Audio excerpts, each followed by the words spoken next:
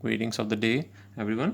आज जो बात कर रहे हैं टॉपिक उसका नाम है स्पार्क बेसिक्स। बेसिकली बेसिक है नहीं, एक्चुअली हम सिर्फ यही डिस्कस कर रहे हैं कि कौन से फीचर्स हैं वो स्पार्क पोजेस करता है। तो स्पार्क का सबसे पहला फीचर है स्पीड। स्पार्क है वो हडूप क्लस्टर के जो डिफरेंट एप्लीकेशन है उसमें 100 टाइम फास्टर है जब वो इन मेमोरी रन हो रहा है, और 10 टाइम्स फास्टर है जब वो डिस्क पे रन हो रहा है। पॉसिबल क्यों है? क्योंकि number of read write operation है वो डिस्क में कम होते हैं, क्योंकि सारी ऑलरेडी चीज़ें मेमोरी में ही होती हैं। सो इन प्रोसेसिंग, जब इंटरमीडिएट प्रोसेसिंग होता है तब डेटा मेमोरी में से मिल जाने की वजह से वो फास्ट है।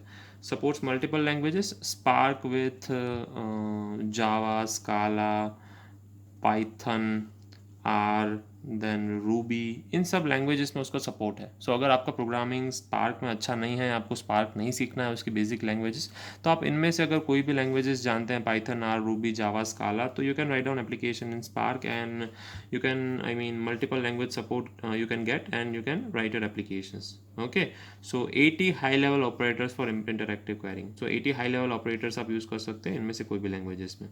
Third, advance analytics. It has some libraries, machine learning libraries, graph algorithms, ये ऑलरेडी इनबिल्ट है SQL queries.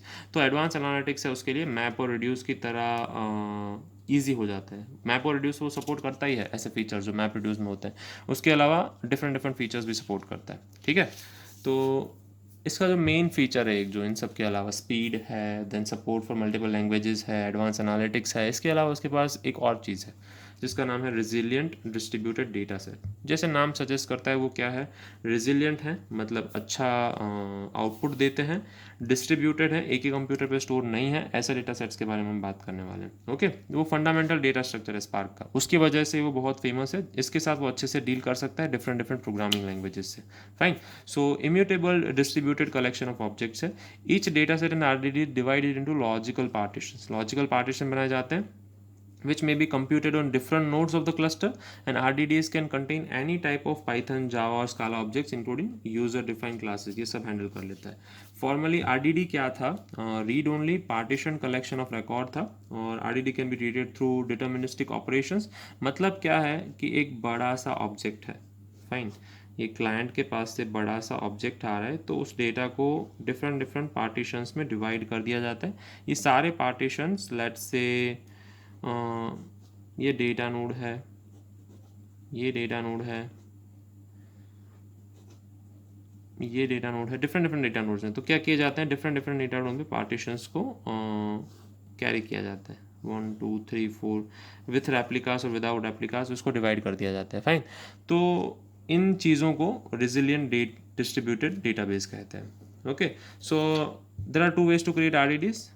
पैरेललाइजिंग an existing collection, existing आपका जो कलेक्शन है उसको पैरेललाइज कर दीजिए दूसरी डेटा सेट के साथ, मतलब दो जगह पे स्टोर कर सकते हैं और उसको कलेक्शन की जो स्कीमा है वो बढ़ा सकते हैं।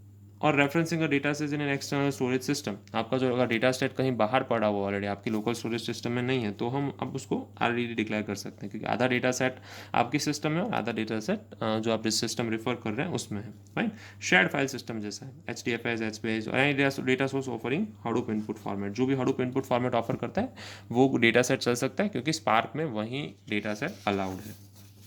Then last but not the least, next lecture में बात करने वाले हैं interactive operation on Spark RDD। Let us continue in this lecture कि RDD होता क्या है और उसमें इंटरएक्टिव ऑपरेशन कैसे होते हैं। जब भी डेटा ऑन डिस्क पे डेटा बड़ा हुआ है, HDFS रीड परफॉर्म करना होता है, तो क्या होता है कि let's say I want to read a data, select star from table where city is let's say Ahmedabad. तो अहमदाबाद सिटी वाले जितने भी क्वेरी में रोज़ हैं वो मुझे चाहिए, तो मैं क्या करूँगा, डिस्ट्रीब्यूटेड मेमोरी में मेरा डेटा तो अलग अलग जगह पे स्टोर है। Let's say this is node 1, this is node 2, this is node 3। तो यहाँ पे नोड 1 में एक क्वेरी जाएगी, नोड 2 में एक क्वेरी जाएगी, नोड 3 में एक क्वेरी जाएगी, तीनों के रिजल्ट्स आएंगे और तीनों के रिजल्ट्स जमा होकर मुझे मिलेंगे। So I won't get to know कि मुझे डेटाबेस या रिजल्ट है वो एक ही डेटाबेस में से मिला है या डिफरेंट डिफरेंट डेटाबेस में से मिला है। ओके, सो ये इलस्ट्रेशन क्या शो करता है, इंटरएक्टिव ऑपरेशन शो करता है इन spark RDD। If different carriers are run on the same set of data repeatedly, this particular data can be kept in memory for better execution time। अगर ये हम बार बार run करते हैं तो डेटा मेमोरी में रखा जाता है और क्विकली रिटर्न किया जाता है। Fine, so this was the use of RDD। So Spark will keep the elements around on the cluster for much faster access. The next time you query it, अब next time carry करते हैं उसके लिए वो कहाँ store करता है, cluster पे स्टोर करता है।